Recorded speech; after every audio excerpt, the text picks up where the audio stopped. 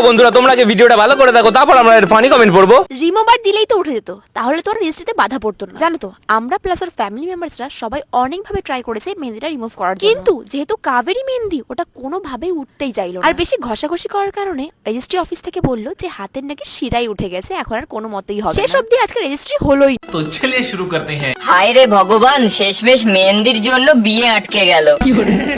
হাতের শিরা উঠে যায়, এই প্রথমবার শুনলাম। কি, হাতের শিরা উঠে গেল? ও বেঁচে আছে কি করে?